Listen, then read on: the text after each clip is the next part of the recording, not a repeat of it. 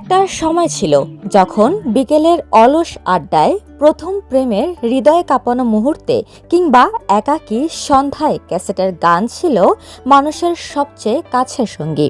Smartphone, Facebook কিংবা ইউটিউবের ছোঁয়ায় সে রূপালী দিনগুলো আজ শুধুই স্মৃতি।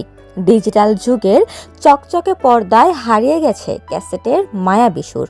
কিন্তু রাজধানীর গুলিস্তান স্টেডিয়াম মার্কেটের এক কোণে এখনো অতীতের সুরকে আঁকড়ে ধরে আছেন মোহাম্মদ শামীম। আপনার 92 সাল থেকে পুরোদমে ক্যাসেটের ব্যবসাটা আমি করি।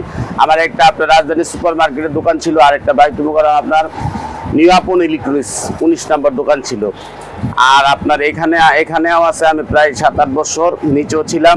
এটা ক্যাসেটটা এখন আগের মতো চলে না, তো তাই আমার নানান সময় নানান জায়গায় যাইতে হয়। মন করেন মাস গেলে ভাড়া গুনতে হয়, বাসা ভাড়া গুনতে হয়, দোকান ভাড়া গুনতে হয়।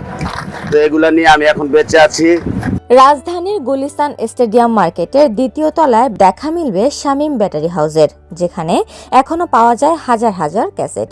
আব্দুল আলিম, আব্বাস আলম সহ কালজয়ী সব গানের দুর্লভ ক্যাসেট রয়েছে তার দোকানে। পাশাপাশি ক্যাসেটের ব্যাটারিও বিক্রি করেন তিনি।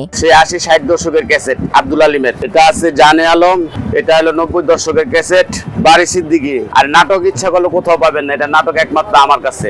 দেবী সুলতানা নাটক আছে, যাত্রা আপনার অনেকের যাত্রা আছে, আপন দুলাল, কমলার বনবাস, এগুলা যাত্রার ক্যাসেট, এগুলা অ্যান্টিক জিনিস আমি নস্টালজিক ধরে রেখেছি। এই প্রজন্মদের চিনানোর জন্য আমি এই ক্যাসেট গুলো ধরে রাখছি।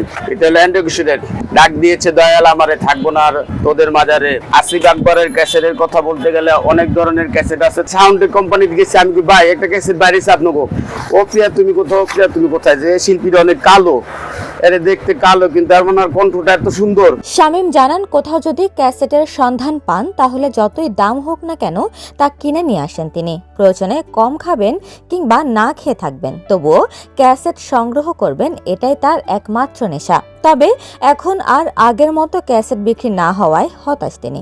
আমি আপনার ক্যাসেট, আমার আব্বা ছিল, আমার ভাইরা ছিল, 2-3টা ভাই আমার সাথে ছিল, আমার ফুফাতো ভাই আমার সাথে ছিল, আমার পুরো পরিবারটা এই ক্যাসেটের সাথে জড়িত ছিল একটা সময়। এখন ওরা বলে যে ভাই আপনি এটা কি ব্যবসাটা তো দেখি না, এখন চলে না, ওরা আস্তে আস্তে সবাই সাইড কেটে গেছে। যাই হোক আমি এটা ধরে রাখছি। 90 দশকে অনেকেই ব্যক্তিগতভাবে ক্যাসেট সংগ্রহ করতেন।